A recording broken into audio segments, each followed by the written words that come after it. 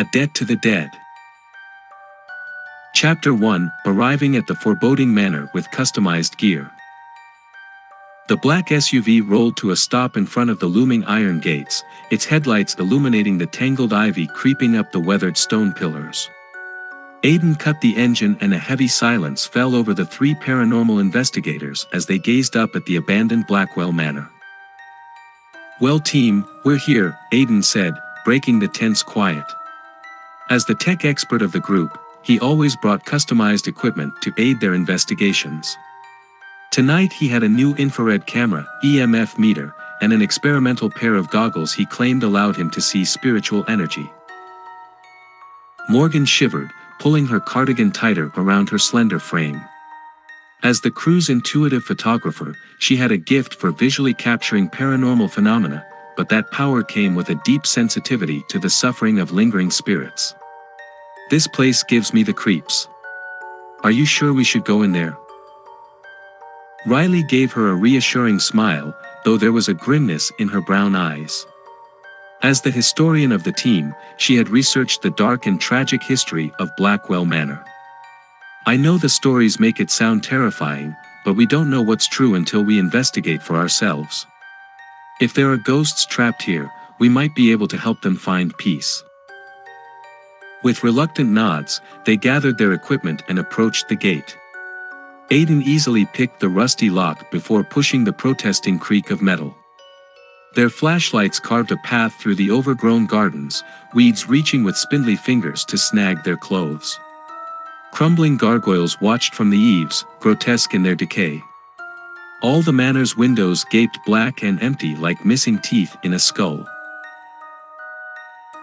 As they reached the carved oak doors, Riley paused, hand hovering over the tarnished handle. "The Blackwell family built this mansion in 1892, she said softly. They were textile tycoons who wanted to show off their wealth with lavish parties and grand architecture. But right from the start, terrible things happened here." Morgan swallowed hard, clutching her camera bag like a talisman. Aidan gave Riley a nod to continue, unslinging his own camera to start documenting their arrival. During construction, several workers were killed in accidents some claim were caused by supernatural forces, Riley went on, her voice hushed yet clear. Then when the family moved in, the tragedies continued. Fires, illness, falls down the stairs, even murder. Some say the Blackwells built their fortune on the bones of the dead, and those spirits were getting revenge. A branch scraped across glass somewhere above, making them jump. Riley took a deep breath before grasping the door handle and pushing it open. The hinges released a drawn-out groan, like something in pain. Shadows clung to the walls of the cavernous foyer beyond, choking tapestries and clawed furniture looming in the corners. Their flashlight beams could scarcely penetrate the oppressive gloom. Morgan's breath quickened. Those poor Blackwells. If only they'd known what would happen here. Maybe they could have avoided it. Or maybe some places are just cursed, Riley said darkly. She started down the hall, her shoes sending up puffs of dust. Cobwebs draped the chandeliers like funeral shrouds. "Let's set up a base in the drawing room, then we can start investigating." They followed the historian through an archway draped in fraying cobwebs. Their lights revealed walls paneled in rotting wood, framed portraits with faces scratched away. A marble fireplace contained only ashes and the skeletal remains of furniture. While Aidan set up camera tripods and Riley consulted her research, Morgan wandered the periphery. She paused at one portrait with the paint so badly clawed, only a pair of cold blue eyes was visible. They seemed to follow her every move. "Elias Blackwell," came Riley's voice beside her, making her start. "The patriarch who built this place. Rumor has it his ghost still haunts these halls, furious that his family line died out." Morgan shivered. "I can feel his anger. Let's hope we don't run into him tonight." "All right team, we're set up," Aidan called. He tossed them walkie-talkies. "Riley and I will start investigating the East Wing. Morgan, you take the west. Use channel 2 to stay in contact. Morgan's throat constricted, but she nodded. As much as the manor frightened her, they relied on her gift. Taking a steadying breath, she hefted her camera and moved into the corridor alone. Weak moonlight filtered through grimy windows, casting everything in shades of gray. Her senses strained for any sign of the paranormal. The EMF meter remained silent, its LED screen blank. But the prickling on the back of her neck told her this place was far from quiet. Spirits roamed these halls, invisible for now, but not peaceful. At the end of the corridor stood massive double doors hanging askew on their hinges. Morgan eased one open, wincing at the shriek of rusted metal. Her flashlight revealed a once elegant ballroom, now a haunted shell. Moldering drapes clung to the boarded windows, fragments of tile cracked beneath her feet. Shadows spun as she swept her light over the ruins. "Riley, Aidan, I'm in the old ballroom," she reported into the walkie-talkie. "Roger that," Aidan's voice crackled back. "We're still on the first floor near the library. All quiet so far." "There's definitely a heavy presence in here," Morgan murmured, drifting deeper into the cavernous space. "I'm going to try some EVP. Stand by." Setting the walkie-talkie down, she clicked a button on a handheld recorder and began a slow sweep of the room. "My name is Morgan. If there are any spirits here with us tonight, can you give me a sign of your presence?" Only a faint static answered. Morgan moved under the balcony, flashlight aimed up at its precarious railing. Cold air brushed the back of her neck, raising goosebumps. "What tragedy binds you to this place?" she entreated the darkness. "Help us understand so we can free you." This time a definite scrape echoed behind her. Morgan whirled, camera raised, but only dust motes danced in the wan light. With a shaky breath, she resumed recording. "We mean you no harm. Make your presence known so our equipment can detect you." Something shifted at the edge of her vision. The decaying curtains billowed where there was no draft. Raising the camera, Morgan snapped several rapid photos. "Please let something show up," she prayed. A loud crash exploded from the walkie-talkie, making her cry out. Heart pounding, she ran over and snatched it up. "Aidan? Riley? Are you okay?" Riley's panicked voice answered. "We're fine, but something just smashed a mirror near us. This thing doesn't want us here, Morgan. Get out of that ballroom now." Morgan backed toward the doors, tracking her flashlight over every shadow. A bone-chilling breeze stirred her hair as the curtains kept writhing. Then the walkie-talkie erupted with static, nearly choking her with dread. Through the white noise came a voice, faint but rage-filled. "Get out!" Morgan fled, bursting back into the corridor with Riley's warning ringing in her ears. But she had to keep going, the team still needed her help. Chapter 2, Riley researching the tragic accidents and disappearances. Riley switched off her walkie-talkie with a shaking hand, exchanging an anxious look with Aidan. The shattered mirror lay at their feet, its jagged shards glittering coldly in the flashlight beams. "Do you think Morgan's okay?" Riley asked, nerves twisting her stomach. As the teen historian, she knew the deathly secrets that lurked within these walls. Whatever malevolent presence inhabited Blackwell Manor, it clearly didn't want them bringing old sins to light. "She's smart, she'll get out of there," Aidan said, though his jaw was tight. He swept his flashlight over the dark study. "I'm more worried about what else this thing might do to scare us off. It knows we're getting close to something." Riley nodded, hefting her bag of research. She'd pored over the history of the Blackwells and their accursed manor for weeks to prepare. The family had built their textile empire on the backs of mistreated workers, and it seemed those victims were hitting back from beyond the grave. "We need to keep digging," she declared. "The more context we have, the better chance we have of helping these spirits move on. They crept down the hallway, Aidan recording their search. Cobwebs draped the ceiling, thick as smoke. Riley pushed open a creaking door to reveal shelves of ledgers and documents. Ages of dust coated everything, muting their lights. Moving deeper among the records, Riley selected a journal at random and opened it on a reading stand. Aidan filmed over her shoulder as she turned the cracking pages.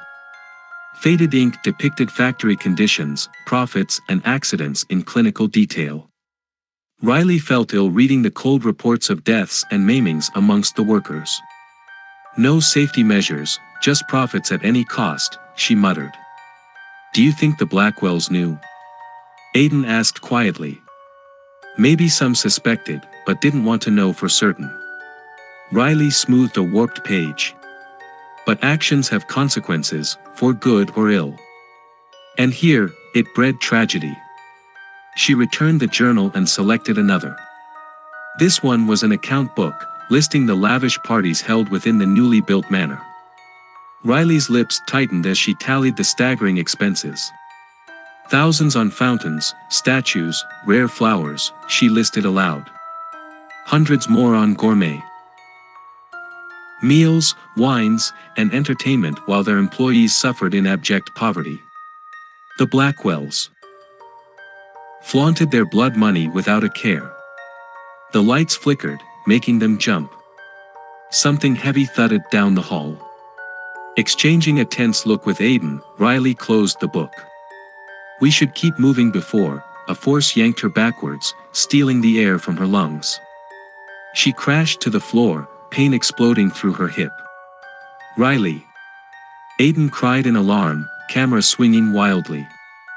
Riley groaned, rolling over to see the reading stand toppled beside her. Aidan helped her up. Are you okay? Why yeah, I think so. Riley probed her side gingerly. Already a spectacular bruise was forming. Aidan's face was grim. This ghost is getting violent. We're not wanted here. Riley gritted her teeth against the pain. Then we're definitely on the right track. There's something in the ballroom, I just know it. Leaning on Aidan, they crept toward the distant music room. Each creak and groan made Riley flinch, but the presence kept its distance. They descended the grand staircase into the two-story ballroom. Wind howled through broken panes as Riley's flashlight illuminated the once glittering space. Shattered chandeliers spilled crystals across the floor. Scorch marks blackened the walls and ceiling beams. My God, she breathed. This must be where it happened. Aidan swept his camera over the ruins. Where what happened? Riley moved deeper into the ballroom, glass crunching under her feet. She pictured spectral guests in opulent clothing swirling across the dance floor, oblivious to the danger. The Midsummer's Eve Ball of 1898, she said softly. The Blackwells' last grand party before it all ended in tragedy and scandal. Footsteps echoed behind them. Riley spun, nerves spiking, but it was only Morgan slipping back inside. The photographer's face was pale. You found it, Morgan said solemnly. The spot where they all died. Riley nodded. Now we just have to figure out why they're still here. She took Morgan's arm and led her toward the front of the ballroom. Aidan's camera tracked them, its night vision casting everything in an eerie greenish glow. Kneeling carefully, Riley brushed ashes away to reveal ornate tiles. Look, you can see scorch patterns, she said.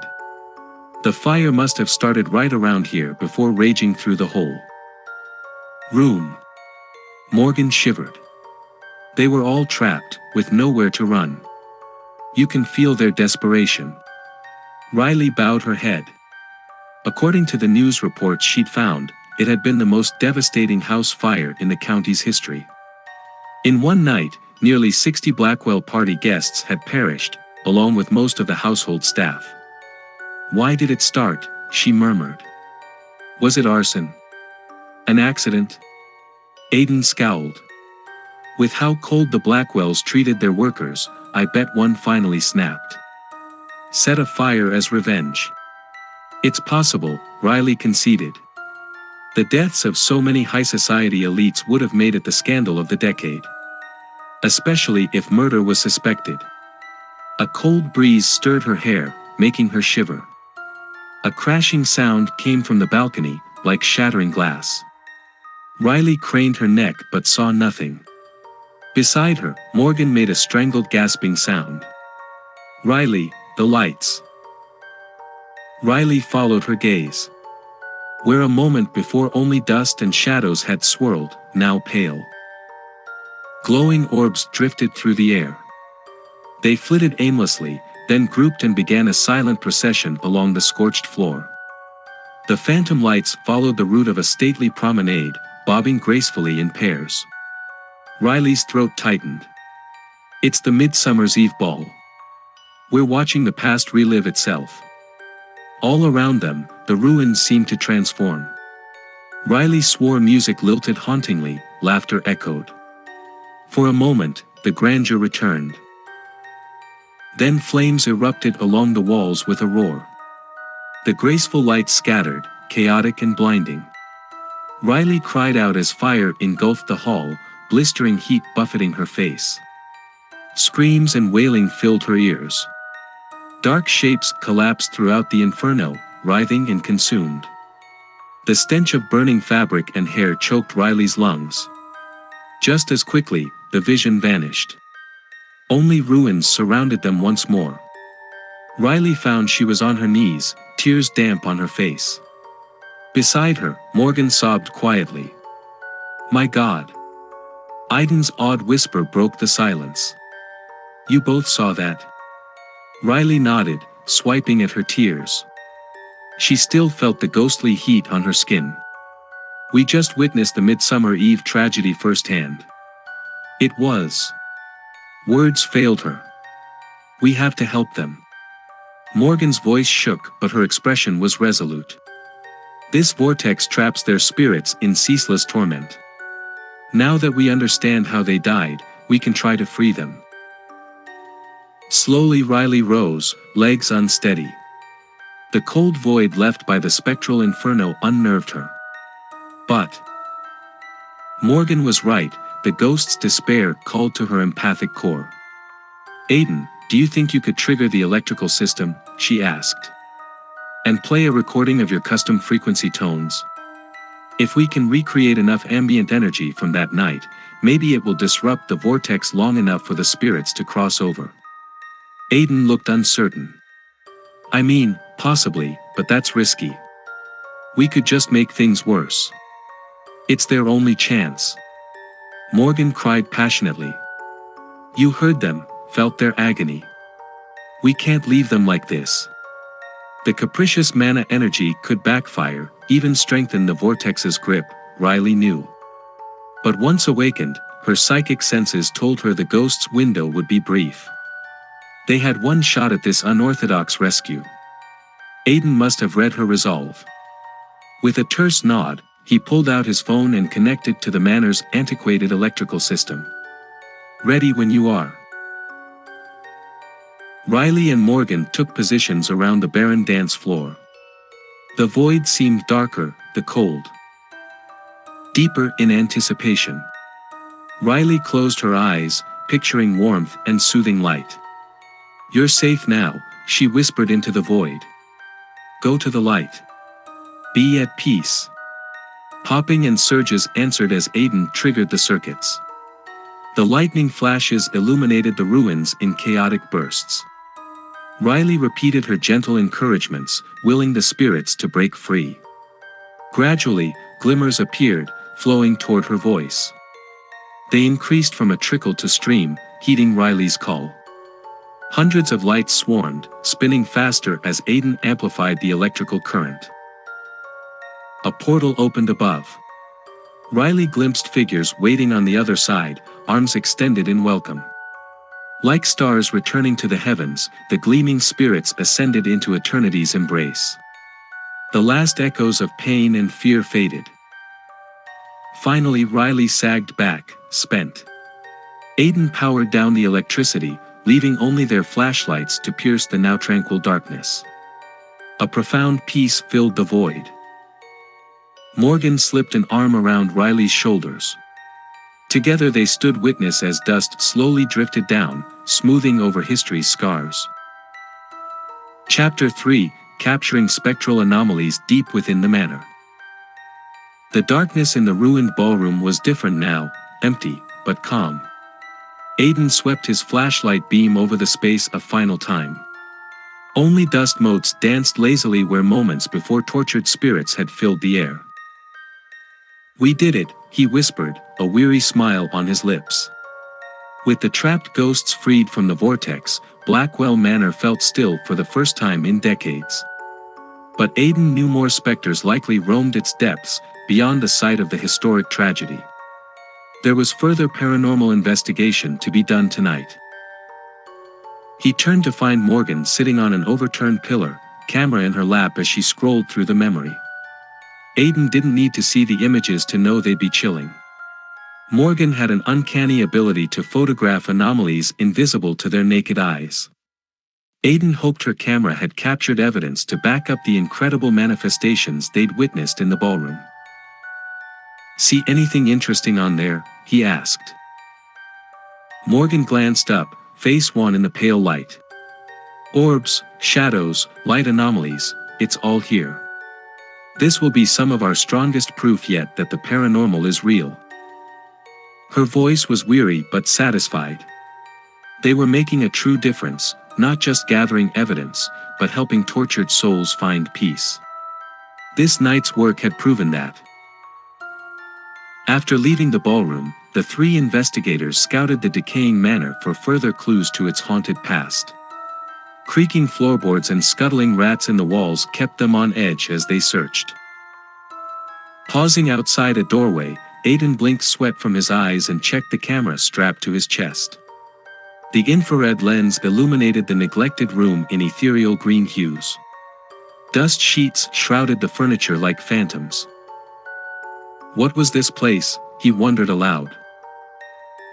Riley peered past his shoulder, flashlight beam dancing over an antique harp and music stands. "Looks like a conservatory. The Blackwell ladies probably took lessons here." Morgan wandered ahead, hugging herself against the pervasive chill.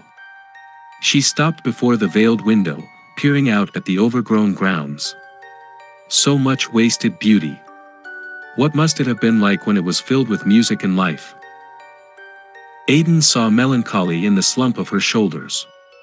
Morgan took the lingering tragedy in places like this harder than any of them. He stepped up beside her, clasping her shoulder. "It was grand once, but that time's gone.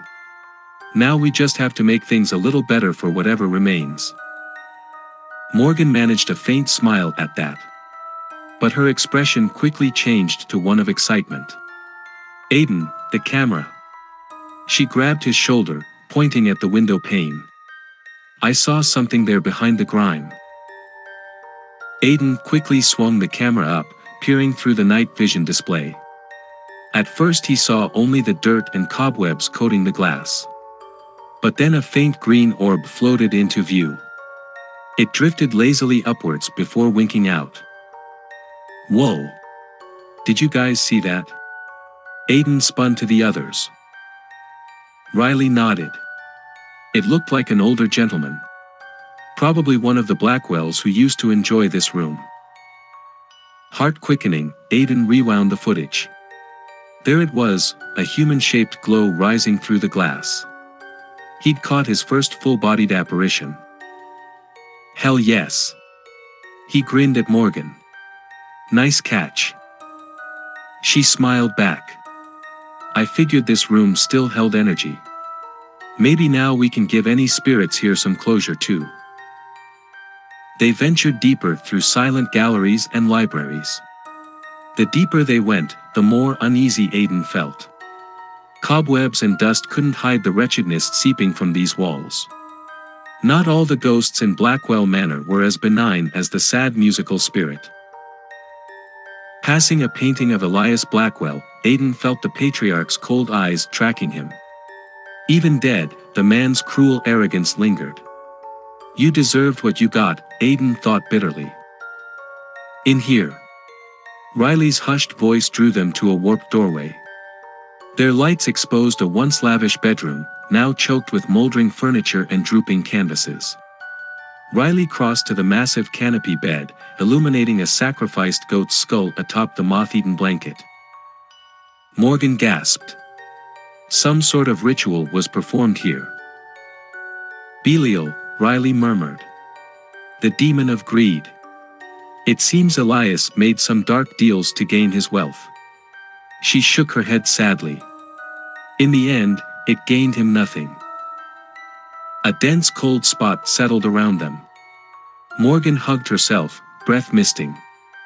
This room feels wrong. We shouldn't linger. Riley stepped back hurriedly. You're right.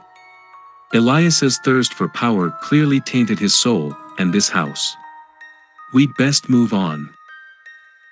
They retreated down the corridor, but the unsettling atmosphere clung to them. Aidan kept checking his camera, wary of more malevolent entities. If Elias had indeed turned to the occult, who knew what else he'd summoned before his fiery demise? At the end of the hall loomed a heavy door with ornate scrollwork. Aidan exchanged an uneasy glance with Morgan, then pushed it open. The flashlight beams illuminated a once elegant study, now choked with vines tearing through the shattered window. Morgan drifted along the bookshelves, trailing her fingers over cracked leather spines. Deep furrows marred the huge oak desk.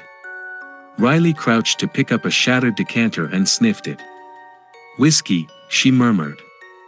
It seems Elias spent many lonely nights here, especially at the end. Aidan edged behind the desk, every sense alert. His light glinted off something metal shoved against the wall. Heart quickening, he crouched for a closer look. A gasp escaped him. Guys, you need to see this. The others hurried over. Shocked exclamations rang out as they took in the find. It was an antique wheelchair, leather seat cracked and metal spokes rusted. But the truly chilling sight was the ornate photo frame affixed to it, containing a faded portrait of a young woman. Morgan peered closer. She was so lovely once. Who could do something so cruel? The rumors were true, then. Riley straightened, a bleak expression on her face.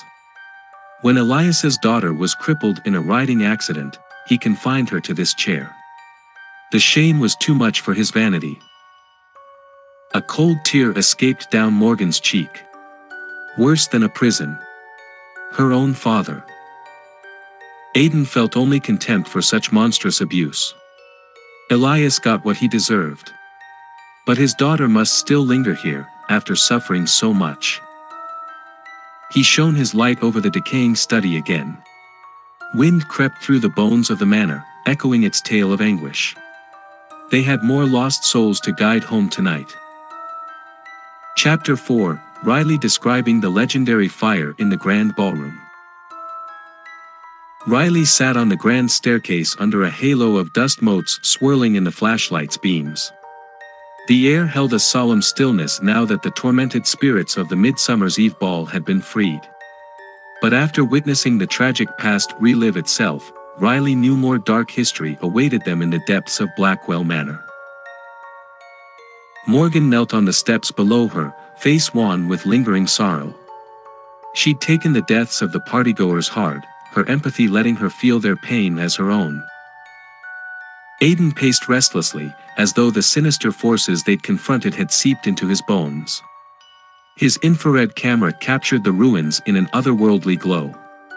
Riley knew he was eager to push on, deeper into the manor's darkness. But first, they had to fully understand the secrets harbored here. Tell us what really happened that night, Morgan entreated softly. We saw the fire, felt the victim's terror. But how did it begin? Riley ran her fingers over the leather journal in her lap, filled with her research notes and the manor's sad chronology. The Midsummer's Eve Ball of 1898 went down in legend as the Blackwells' last hurrah, and their final undoing. She flipped through crumbling news articles until she found the chilling headlines: Inferno decimates manor, lavish party ends in tragedy, Blackwell family perishes in blaze. By all accounts, the evening started normally, Riley continued. Hundreds of the Blackwell's elite guests filled this ballroom in their finest clothes, drinking champagne, dancing and laughing without a care. Her gaze drifted over the dark ruins, seeing ghostly revelers swirling across the floor. She imagined the women's sleek dresses, the glint of jewels and candle flames. Then just before midnight, fire broke out near the curtains and spread quickly through the hall. The illustrations make it look. She broke off, throat tightening. Morgan gripped her hand. It's okay. We know now. They've moved on. Riley squeezed back gratefully before continuing. With the blaze raging out of control, panic took over. People were trampled trying to flee through the narrow doors. Most never made it out. She pictured skeletal, scorched remains scattered across these floors come morning, amidst the rubble and ash. Such gruesome death had left a psychic scar on Blackwell Manor that time could not erase. What caused it? Morgan asked again, searching Riley's face. An accident, or something more sinister? Riley hesitated, uncertain how much more darkness her friend could bear tonight. But Morgan's insistence told her the full truth was necessary to put the past to rest. The official verdict was an accident, Riley admitted. But rumors swirled of arson, maybe even a curse on the Blackwell name. In those late years, the family had become unpopular among both high society and the working class. She explained how the workers came to resent the Blackwells' greed and indifference to their plight. Among the elite, jealousy and resentment simmered at their ostentatious displays of wealth. With so many powerful people harboring reasons to want the family destroyed, it had been easy for rumors to spread after the fact. Aidan shook his head, lip curled in disgust. Can't say I blame anyone who wanted to take those bastards down. The Blackwells got everything they deserved. Riley winced. Perhaps.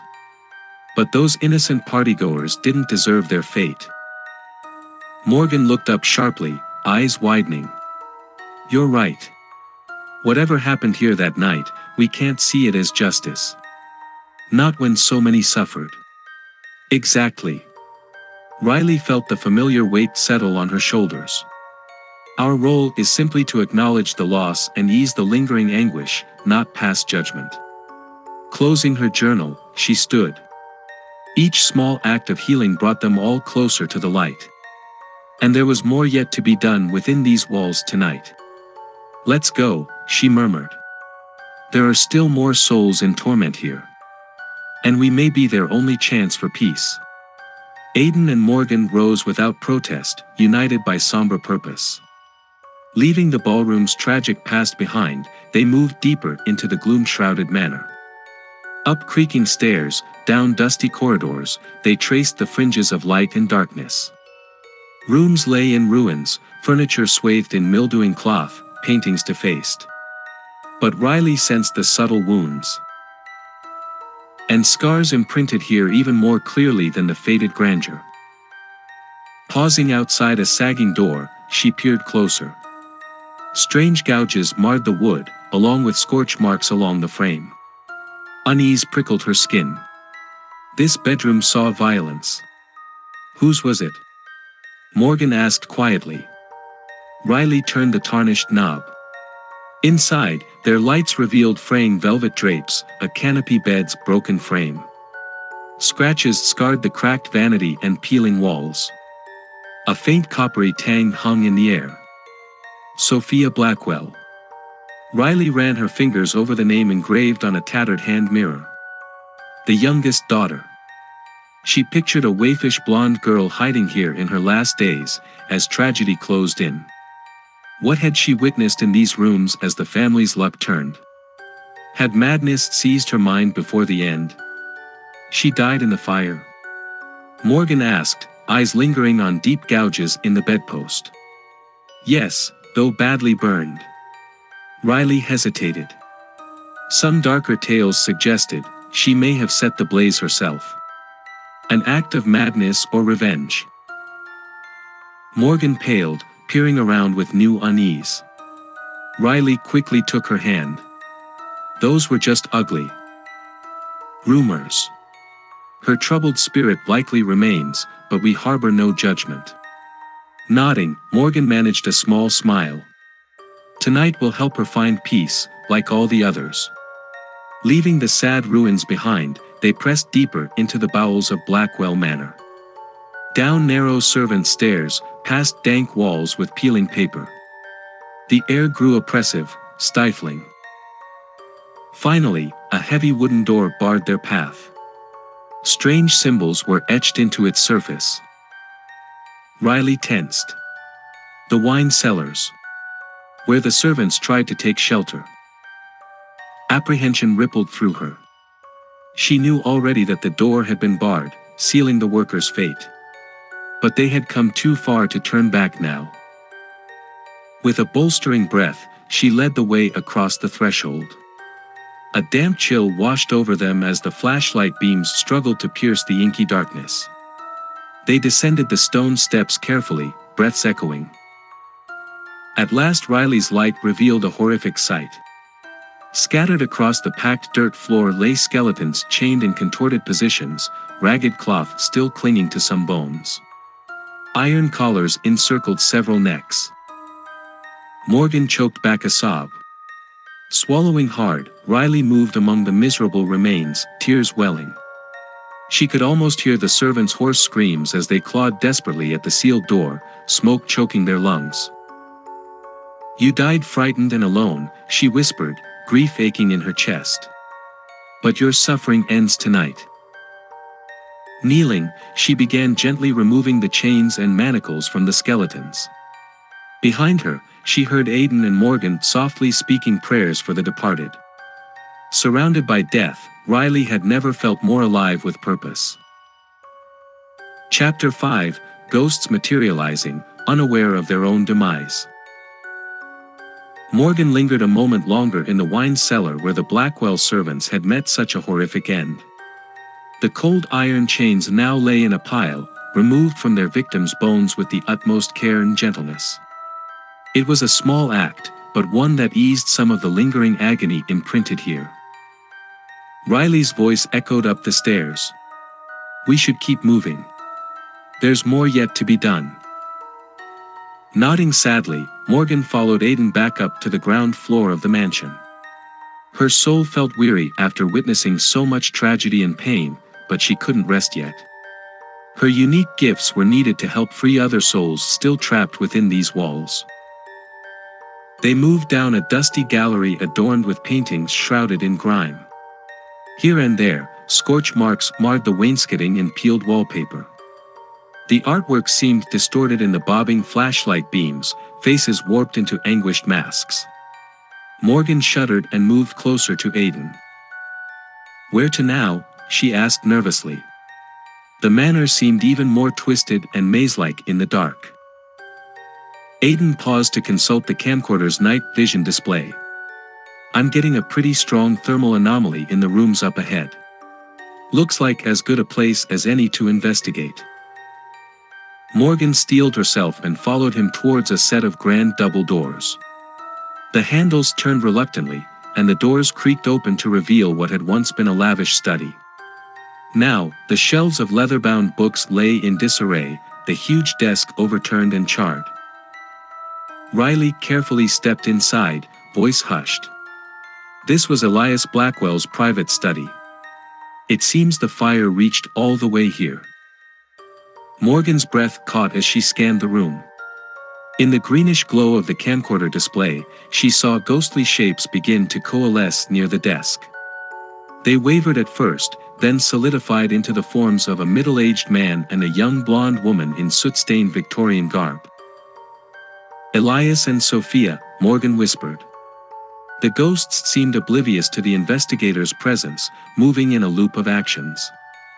Sophia clutched a sheaf of papers, face etched with desperation as she shouted silently at her father. Elias paced angrily, while also trying to shove items into a small traveling bag. Even in death, the resentment between them was palpable. Riley followed Morgan's gaze. "Do you see them? Are they aware?" Morgan focused, gently extending her perceptions towards the lingering spirits. "No, it's like an echo, they're trapped in these last moments, unable to move on." "Then we have to help them break the cycle," Riley said resolutely. "Whatever conflict keeps them bound here, we need to resolve it." She stepped deliberately into the playback's path, causing Sophia to stumble in confusion. At Riley's encouraging look, Morgan approached the young woman. "Sophia, it's going to be all right now," she said softly. "This fire happened long ago. You're safe now, and so is your father." The spirit froze at her words, finally focusing on Morgan. Recognition slowly dawned in her eyes. When she tried to speak, only a thin keening sound emerged from her ravaged throat. Meanwhile, Aidan had interposed himself in front of Elias. "Stop this endless repetition, Blackwell. Can't you see you're dead? There's no need for all this chaos." The ghost drew back in shock. Morgan watched nervously as what seemed like ages of bitter obsession warred across Elias's translucent face. Finally his shoulders slumped, and he gave a single nod of acquiescence. Morgan smiled in relief. They understand now. This endless loop can end.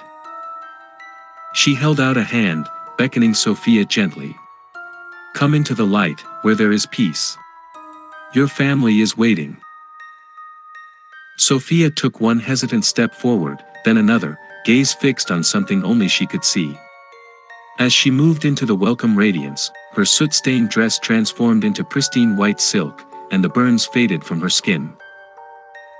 At the same time, Elias stepped towards Aidan with a last lingering look at his ruined study. But instead of bitterness, his face now held profound regret. "Your mistakes can be forgiven," Riley told him gently. "Have faith." Morgan watched through tearful eyes as the Blackwell ghosts moved fully into the light and faded from view. A feeling of profound peace settled over the room. Aidan let out a weary sigh, lowering his camera. "That's 2 more lost souls we were able to help move on tonight." Riley laid a hand on his shoulder. "You did well, Aidan. Your empathy paved the way for Elias to find peace." He gave a small shrug, looking uncomfortable with the praise. "I just told the guy what he needed to hear. But it was you and Morgan who really connected with them." Despite his nonchalance, Morgan could tell Aidan was pleased they'd been able to make a difference. They all were. She hoped the Blackwell's salvation brought comfort to the other spirits they would encounter here. "Where to now?" Morgan asked softly. Riley consulted her notebook, frowning. "My research indicates there's a locked attic room where Elias's disabled elder daughter, Anna, was confined. Her loneliness up there is said to linger." Aidan nodded. "Then let's go help Anna move on too. Lead the way." They ventured up the grand staircase. Morgan ran her hand along the smooth banister, imagining how Anna must have felt gazing down from the shadows as lavish balls and parties went on without her. Had it seemed like torture, being so close yet forever barred from participating? At the end of a musty corridor, they located a narrow door. Strange symbols were etched into the wood, wards against dark spirits. Or perhaps what the family had considered dark, a poor disabled girl. Riley tried the handle to no avail. "Locked," as the account said. "Stand back, I'll have to force it." Bracing herself, she slammed her shoulder into the door.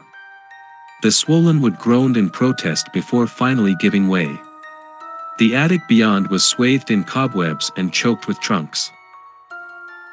Morgan coughed as they disturbed centuries of accumulated dust. She swept her flashlight around, revealing a small cot, a broken wheelchair, and a faded portrait framed atop a trunk. The painted eyes seemed to follow her, welling with sorrow. "Anna's still here," she murmured. "I can feel it." A creaking sound answered her. Morgan turned to see the wheelchair slowly rocking back and forth of its own volition. Dust stirred, forming the outline of a frail young woman in a Victorian lace dress. Anna Blackwell had manifested before their eyes. Riley quickly stepped forward. "Anna, we intend no harm. I'm so sorry for what happened to you, how your family treated you. But now you're free of this room, free of them." The spirit wavered uncertainly. Morgan moved closer, meeting Anna's pale eyes. "Your suffering is over," she said gently. "We're here to help you find peace, if you'll let us." Anna stared back, understanding slowly dawning. The rocking wheelchair stilled. A faint smile curved her wispy lips. When Morgan extended her hand, Anna grasped it without hesitation. As their hands made contact, a surge of deep loneliness and ache washed over Morgan. Tears pricked her eyes. Anna had endured so much cruelty alone. But not anymore. Giving the spirit's hand a gentle squeeze, Morgan led her into the light. The wheelchair lay empty once more. Anna Blackwell had finally escaped the attic, and this house's lingering pain. "She's free," Riley said softly behind her. "You helped her let go of all that sadness." Morgan nodded, wiping her eyes. "I could feel how much this means to them, even if they can't say it." Looking around the attic, she exhaled. "I think that's all the spirits who were trapped here, forced to relive their pain. We've helped them all now." Aidan clapped a hand on her shoulder. "You did amazing tonight, Morgan. Couldn't have helped them without you." She smiled at his praise, feeling drained but content. They were making a real difference in laying these spirits to rest. Riley closed the attic door gently. "The darkest shadows of Blackwell Manor have been brought to light," she said with satisfaction. "Now there is space for healing." Descending the creaking stairs once more, Morgan walked tall with head high. The air seemed lighter now, the terrible sins of the past finally absolved. Their work here was done. Chapter 6, Scrambling to document the intensifying phenomena. Aidan kept his camera rolling as they descended the attic stairs, preserving the moment solemnly. Though exhaustion weighed on their steps, there was a new lightness in the air. The trapped spirits. They had freed left room for some of Blackwell Manor's darker stains to dissipate. Pausing in the second-floor corridor, he rewound the footage, reviewing the eerie manifestations. "We got some incredible evidence tonight," he said with weary pride. Riley gave him a knowing look. "Is that all you saw?" Aidan blinked. "What do you mean?" "The way those ghosts' faces lit up when they realized they were free." Her voice was gentle with reminder. "The notebook can't capture what truly matters."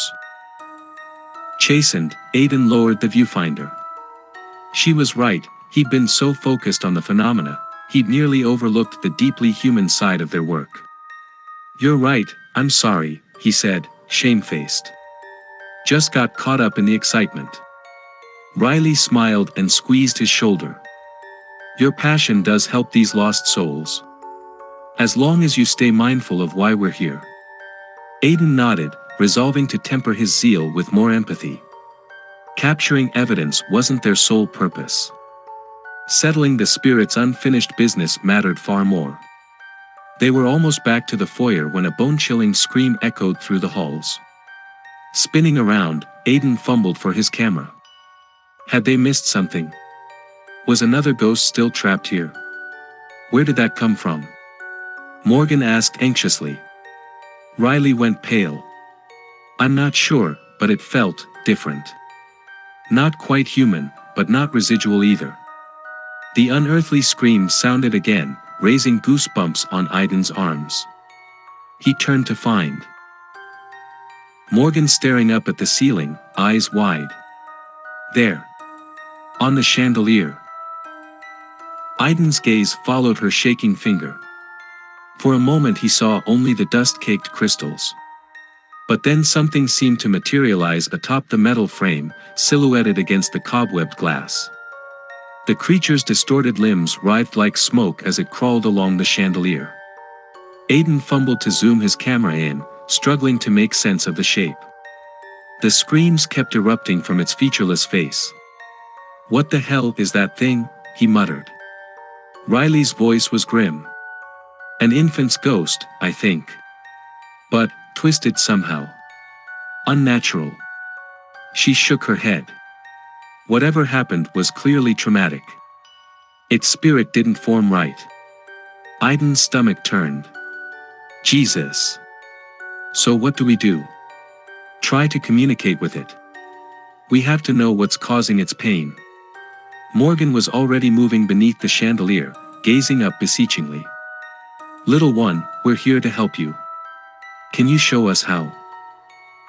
The wretched spirit went still at her voice. For a moment Aidan thought he saw its warped shape begin to resolve into a small child. But then it threw back its head and screamed again. The cry seemed to pierce his skull like a blade. Morgan cried out, clapping her hands over her ears. A strange pressure reverberated through the foyer, making the crystals tremble. "Get back!" Riley yelled over the din. "It's not responding.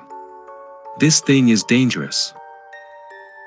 They staggered away from the chandelier as the tortured screaming continued. A cold, crackling energy permeated the air, raising the hair on Aidan's arms. He swept his camera around in confusion, trying to pinpoint the source. Morgan huddled against the wall, face drained of color. "Its pain is too much," she choked. "We can't get through." Desperate, Aidan began snapping photos of the chandelier from different angles, praying something would appear on the display. But all he caught were blurry light distortions swirling around the creature's billowing form.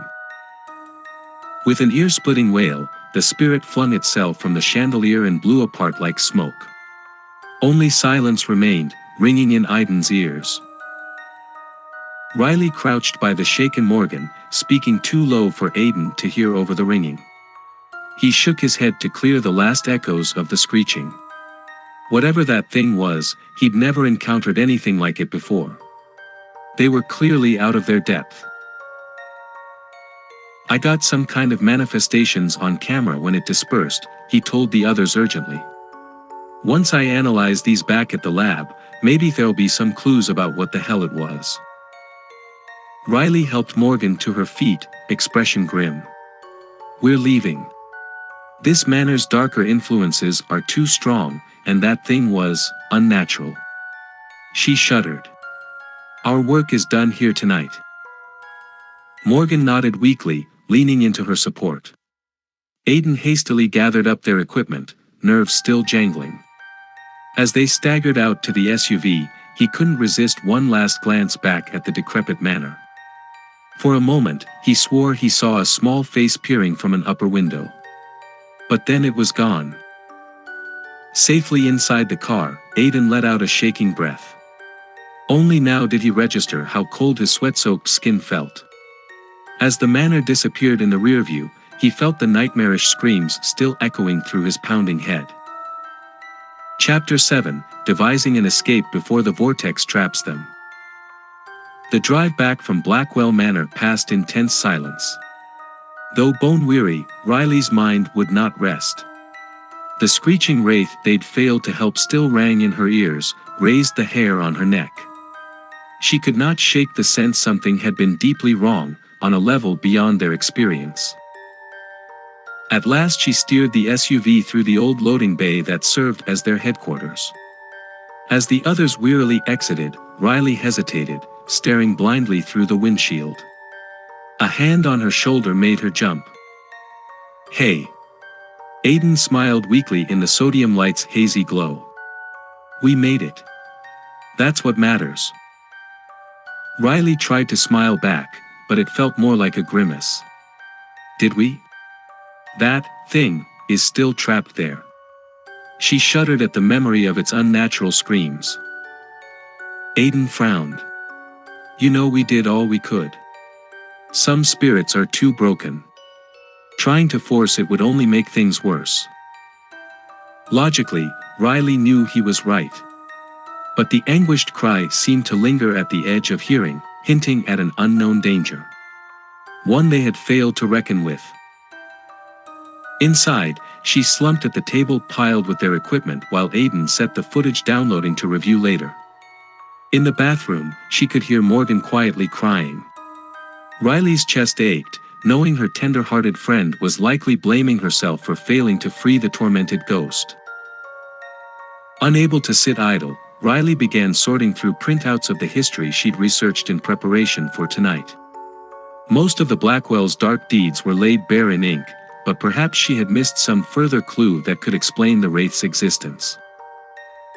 On the grainy CCTV feed from the attic, she glimpsed Aidan's silhouette as he burned sage, cleansing the space of residual energy. They had learned the hard way never to track malevolent forces home. Riley envied his methodical ritual. Her own disquiet lingered like a shadow. At last Morgan emerged, eyes red but jaw set. Without a word she joined Riley sifting through the messy piles. Aidan soon followed suit. They worked in silence, searching for some fragment of understanding amidst the sorrowful legacy. An hour later, Riley pushed back from the table with a frustrated sigh. It's useless. The Blackwell's cruelty explains the family ghosts, even Elias's flirtations with the demonic. But nothing accounts for that thing. Then maybe the answer isn't in the records, Morgan said slowly. Riley noted how she avoided even calling the spirit human. That house obviously contains forces beyond what history recorded. Unease stirred in Riley's gut. She glanced at Aidan, saw her own reluctance mirrored in his eyes. Once awakened, some doors were best left unopened. But even as she considered warning Morgan away from that path, she knew their friend's compassion would not allow her to quit now. For better or worse, she had to see this through. Riley rose, shoulders set with resolve. I'll make some coffee. We've got a long night ahead. The mug's warmth anchored Riley as she joined the others at the cluttered table once more. Morgan offered a grateful smile, the old light returning to her eyes. All right, no more hiding from this. Riley took a deep breath. Let's put together everything we know about that spirit, and figure out our next step.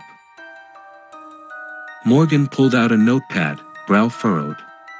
It manifested near the foyer, on one of the light fixtures. She chewed her lip. But it didn't feel tied to the location, exactly. More like something drew it there. It screamed every time we tried communicating, Aidan added. Full of pain and rage, but no words. Riley squeezed her eyes shut, recalling the cries piercing her skull. And that pressure, when it lashed out. Like it was feeding on the energy we gave it. Morgan shuddered, but squeezed Riley's arm. It's okay. We're putting the pieces together now. Taking up a pen, she began carefully recording each observation. Riley forced herself to visualize the twisted shape writhing atop the chandelier. It seemed young, almost infantile. But warped, incomplete. She hesitated. Like it couldn't hold human form. A human spirit that lost its way. Morgan's eyes were dark with sorrow. For it to be so consumed with pain, its death must have been traumatic. Violent. Heavy silence fell. They all knew it was the only explanation that fit, however little they liked it. Riley had witnessed ritual circles in her youth, the way desperate or depraved souls tried to twist life cycles to their own ends, heedless of what they might summon from the ether. Nothing good had ever come of such perversions. She took a breath. You're right. It was unnaturally taken from this world, pulled back against its will. We can't assume anything human remains. So what can we do? Aidan asked, bleak acceptance in his eyes. That thing nearly took our heads off just trying to talk to it. Morgan raised her head. Riley saw reflected in her gaze the pure rays of dawn after the longest night. We help it move on, she said simply. Through light, not force. We help it remember who it was, so it can be at peace. Riley murmured assent, even as uncertainty lingered.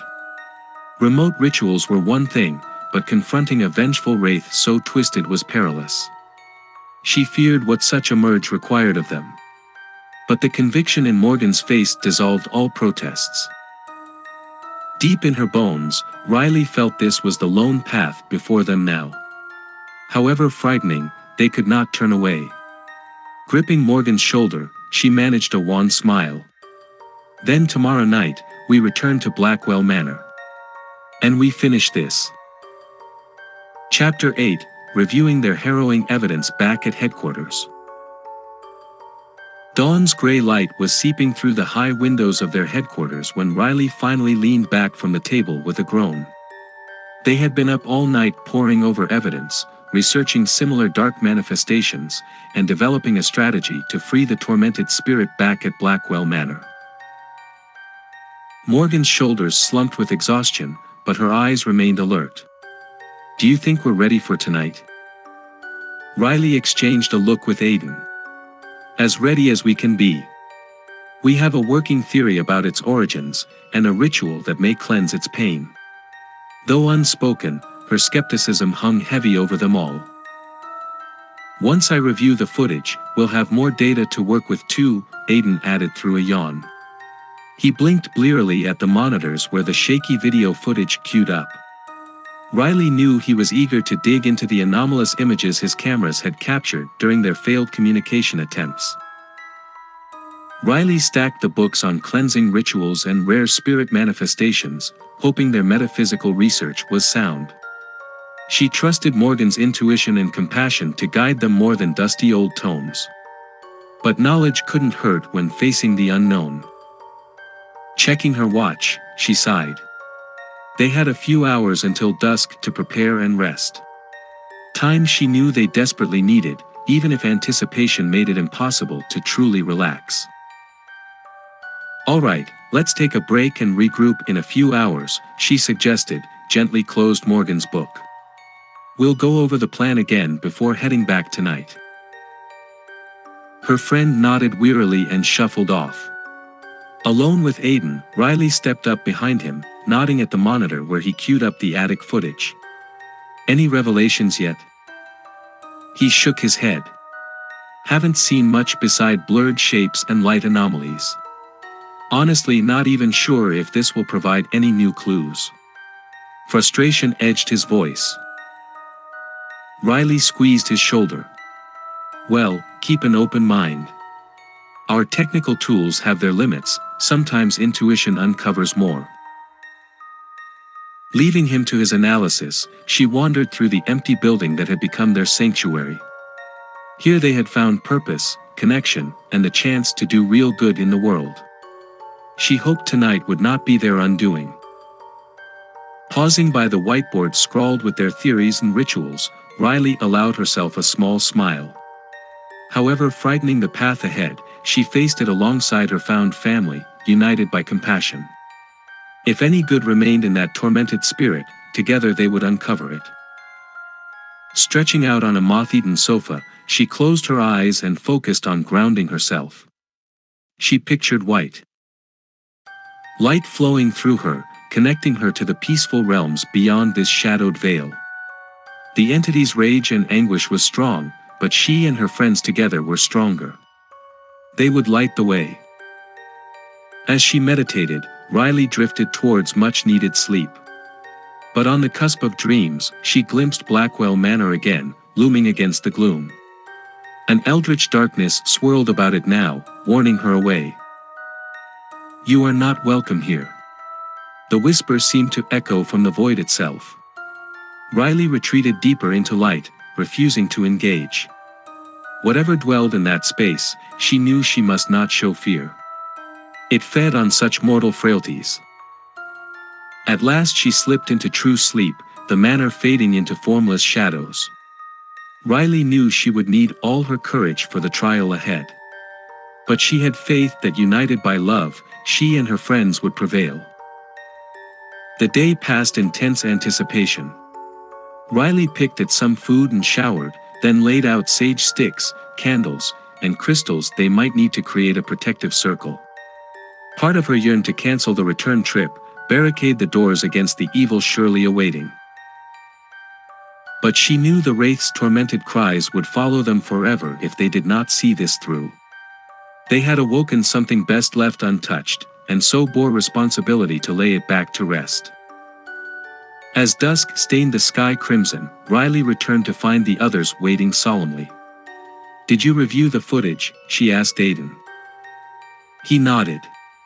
"It's pretty distorted, but I picked out a couple details that might help confirm our theories about the thing." He seemed to brace himself before continuing. "Between the wailing faces and limp, malformed limbs, I think we're definitely looking at a botched infant ghost. Dark magic was involved." Riley's stomach turned. She had prayed they were wrong about the spirit's origins, that there was some benign explanation. But Aidan's sober tone left no doubt. She squeezed his shoulder in thanks, unable to voice her churning dread. Morgan handed her a mug of tea, face drawn but resolute. "We're ready for this, Riles. Have faith in us." Gazing into her eyes, Riley felt her own resolve fortify. Whatever evil had spawned this wraith, their light could overcome it. With a deep breath, she led the way out to the car. The drive passed in tense silence. Dread sat like a rock in Riley's stomach, but she kept picturing the three of them surrounded by warm, protective light. As long as they stayed united, she had to believe they would come through this all right. At last the ruined facade of Blackwell Manor emerged from the gloom. The air seemed heavier than before, yielding reluctantly as they approached. Riley extended her senses and immediately recoiled. The malice concentrating within those walls nearly choked her. Glancing back, she saw Morgan looking similarly pale, while Aidan's jaw was clenched tight. But their steps did not falter. Gripping hands, they crossed the threshold together. Almost immediately, a bone-chilling scream echoed down the hall. The creature was already waiting for them. Riley forced herself to release the tightness in her chest. "It's okay," she murmured, as much for herself as the others. "We came prepared." From her bag, she produced the sage stick and lit it. The cleansing smoke seemed to push back the gloom slightly as they moved toward the grand staircase. But the wraith's presence grew heavier with each step, a frigid, crushing weight. At last they reached the foyer where it had appeared before. The chandelier remained still, crystals glinting in the flashlight beams. Riley extended her senses but felt only a yawning void. Then the shriek came again, directly above them. Riley's light illuminated the creature writhing atop the chandelier, just like last time. But somehow it looked even more craven, twisted. Heart pounding, Riley gripped Morgan's hand in one of hers, Aidan's in the other. "We're here to help you find peace," she called out, fighting to keep her voice steady. "Tell us how we can help." The shriek that answered rattled Riley's bones. She pictured their protective sphere of light, holding back the tide of darkness. But the wraith's fury seemed focused directly on her now. Raising her flashlight revealed the ghostly face contorted with rage and anguish. Black liquid dripped from its eyes as it screamed again. Riley's stomach heaved. She tasted bile, acrid with the char of burnt offerings. "You did this," the presence accused. "Called me back against my will. Dark rituals tore my soul asunder." Riley shook her head vehemently, even as shame roiled inside her. "Not me. But I want to make amends, help your spirit find peace." The wailing rose to an excruciating pitch. Riley's light began flickering. She felt the awful pressure descending again, clouding her thoughts. Somewhere nearby, Morgan was sobbing. Desperate, Riley extended the sage stick like a talisman. "You are in pain, but you are not evil," she shouted over the shrieking. "Go now to the light." For an instant, the demonic visage wavered, something almost childlike in its bewilderment. Riley dared to hope as the crushing void retreated. But then the chandelier exploded in a blast of glass and crystal. Riley felt herself flying backwards, the flashlight tumbling from her grip. She hit the floor hard, ears ringing. Through the chaos, she heard Aidan shouting her name. She tried to push herself up, but her limbs felt like lead. The pressure swelled again, dragging her down into darkness. "Riley! Stay with me." She clung to the sound of her friend's voice like a lifeline. But the void was so deep, the cold, unrelenting. She was lost in an ocean of blackness. And something was in there with her, circling ever closer. "Riley! Don't give up. Come back." With the last shreds of strength, she reached for the light above. Arms enveloped her, pulling her from the abyssal depths. Riley came to gasping for air, the world spinning. "Thank God." Aidan's face swam into view above her, streaked with soot but alive with relief. Over his shoulder, the foyer lay in ruins, crystals scattered like glittering shrapnel. No ghost remained. Is it gone?" she croaked. Morgan appeared on her other side, squeezing her hand with bone-white fingers. Her face seemed aged a decade from dread. "For now. It vanished after the blast," she whispered. "But it will be back, Riles. It has our scent now." Too weary to feel the full terror in those words, Riley simply nodded and allowed her friends to lift her. Leaning hard on their support, she shuffled one foot in front of the other until the manor's oppressive shell lay far behind them. Safely inside the SUV, Riley finally broke down. She wept with shame and regret in the back seat while Aidan and Morgan held her, whispering words of forgiveness. She had led them into this darkness, and they had barely escaped with their lives. By the time Aidan pulled into headquarters, Riley had no tears left. She only felt hollow, bone-tired. Without a word, she made straight for the sofas and collapsed face down. Sleep took her instantly. But just before she sank completely into oblivion, the image of the wraith returned, twisted limbs, weeping burns, shrieking its endless agony. "You promised to help." Its voice pierced her mind like a blade. "You lied." And Riley knew then that the true nightmare was only beginning. Riley awoke with a gasp, heart pounding. For a moment she couldn't recall where she was. Had the wraith invaded her dreams? Then she recognized the familiar moth-eaten sofa of their headquarters. Weak daylight filtered through the grimy windows. Slowly the memories filtered back, making her gut twist. The failed ritual, the wraith's rage, the blast of ghostly energy that had nearly devoured her soul. They had barely escaped Blackwell Manor with their lives. And yet, that wasn't the worst of it. Riley recalled the wraith's terrible vow, uttered as she'd sank into troubled sleep. "You lied." She had promised to help it find peace. Instead, their clumsy ritual had only increased its pain, its fury. Riley had awoken something unspeakable, and she feared the price was still to come. Voices echoed from the corner. Riley sat up stiffly to find Morgan and Aidan seated at the computer bay, hollow-eyed but voices intent. Forcing herself upright, she shuffled over.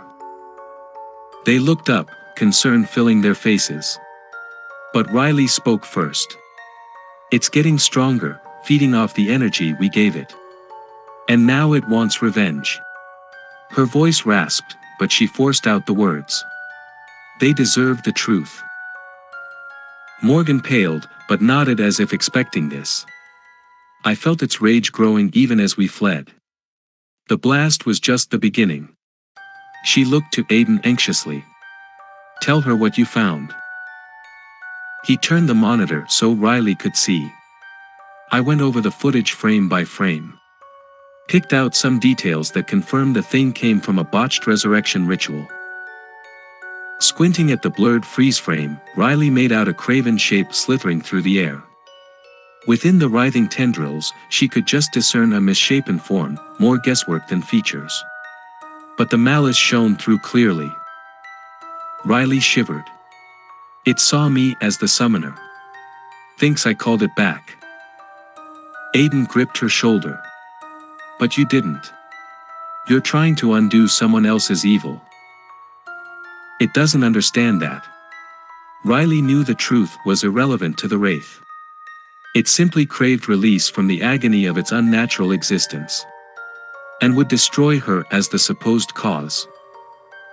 Morgan took her hand gently. We'll make it understand, Riles. Now we know what really created it, we can find the right ritual to bring it peace. Despite her bone-deep exhaustion, Riley felt the smallest spark rekindle within. Morgan was right, all was not yet lost. They had greater insight now into the wraith's origins and rage. Perhaps yet they could make this right.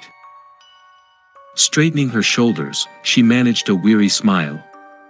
Then what are we waiting for? Let's hit the books. Adrenaline carried her through the day as they scoured musty archives for precedent. Anything to explain how to put such a tormented ghost to rest. Passage after passage described dark rituals, botched attempts to subvert the natural order. But frustratingly little on correcting the damage done. Late afternoon sun slanted through the windows when Riley finally sat back with a groan. Her eyes throbbed from squinting at faded scrawl and crackling prints. Every muscle ached with fatigue. But still their research had yielded precious little. Across from her, Morgan closed a heavy grimoire with a sigh.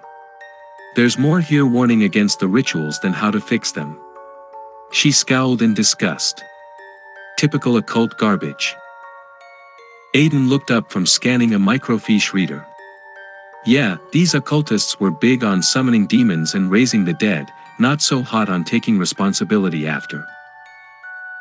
Riley grimaced. Always the same story, man's hubris, innocent souls paying the price. She rose to stretch her stiff limbs. There has to be something. We can't give up now. But doubt nagged at the back of her mind. They had exhausted every resource to understand the wraith and how to lay it properly to rest. Yet still the solution eluded them. And with each passing hour, she felt its rage grow, the cold void encroaching. No. Riley gritted her teeth. She would not succumb to despair. While they still drew breath, there was hope. Morgan straightened with sudden alertness. Hey, what about talking to that medium again, the one who warned against going to Blackwell Manor in the first place? Riley exchanged a thoughtful look with Aidan. Worth a shot. Maybe she knows cleansing rituals from her own experiences. Just speaking to another human who understood the forces they dealt with might help lift the loneliness of this burden from Riley's soul. Aidan was already hunting for the business card amidst the clutter. I'll give her a call now, set something up for tonight. We're running out of time. As he stepped out, Riley felt a rush of gratitude for her tireless friends. However terrifying the path ahead, she did not walk it alone. Their courage kindled her own. Laying more sage sticks atop the Bunsen burner's flame, she wafted cleansing smoke through the musty space. Soon this would all be over, for better or worse. No matter what came next, they would face it together. The medium, Madame Flora, agreed to meet them that evening at her occult shop on the edge of town. As Riley drove them to the rendezvous, she could feel the encroaching malevolence descending upon them once more. Time was running short. Madame Flora was waiting, her wrinkled face grim. You tampered with forces beyond your ken, she said bluntly. Now a debt must be paid. Riley nodded wearily. We tried to help a tortured spirit find peace. But our ritual only made things worse. Please, Tell us how to make amends. Morgan's voice shook slightly. We want to end its suffering, not our own. Madame Flora motioned for them to sit. Such perversions of life and death distort the soul. To restore balance, a sacrifice must be made. A heavy silence fell. They had expected as much, but hearing it aloud made the reality sink in. Riley saw her own dread mirrored on her friends' faces. Her chest tightened, knowing what she had to do. Steeling herself, she met Madame Flora's eyes. Take me. I'm the one the spirit thinks harmed it. My life for its freedom. Protests exploded around her, but Riley ignored them. It's my responsibility.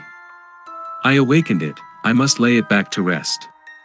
She blinked back tears.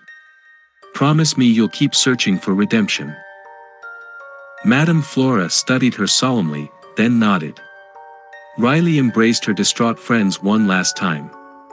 Their grief pierced her heart, but she maintained resolve. Her life for a spirit's peace. A fair trade. As the shop's door closed behind her, Riley felt the cold void swirling closer. The wraith's fury beat against her mind. She walked calmly through the night, following that call. The manor loomed out of the darkness. Howling wind tore at her clothes and hair, but Riley kept moving forward. She crossed the threshold without fear. Almost immediately, the shrieking began. Riley sank to her knees in the foyer, tears streaming down her face. She had no sage, no talismans, only her offering. I'm here, she declared over the din. I tried to help you, and failed. My life is yours now. Bowing her head, she waited for the end. A terrible silence fell. Then she felt it, the wraith coalescing before her, drawn to her submission. Cold, cadaverous hands grasped her head, lifting it up. Riley gazed into the specter's weeping eyes. You come, willingly. The voice crept through her mind. Yes. Take me. Riley wept, but did not resist. My death restores the balance I disrupted. Use my life force to be free. The wraith studied her, then slowly released its grip. Your sacrifice frees us both. It drew back, fading into the ether. Riley collapsed, sobbing. She felt the last shreds of the wraith's pain dissipating as it passed on. Her offering was accepted. She lay a long time in the empty manor. Eventually she became aware of voices, hands lifting her. Riley opened her eyes to see Morgan and Aidan's tear-stained faces. You're alive. Morgan wept, embracing her tightly. Over her shoulder, Riley met Madame Flora's eyes. The medium inclined her head in acknowledgement. The debt is paid. You showed true compassion, never wavering, the woman said solemnly. In the end, that restored what was disturbed. Riley could only nod, overcome with exhausted relief. The wraith's twisted essence had found release, and her own remained intact. The cycle was complete. Aidan helped Riley to her feet and supported her out of the manor, now peaceful in the aftermath. Riley tilted her face to the first rays of dawn. A new light shone on their path forward. There were always darkened spirits to guide. And she knew now she had the courage to face them, the wisdom to light their way, not her own. With Aidan and Morgan beside her, she feared no evil. For they shared a bond beyond death, an eternal light everlasting.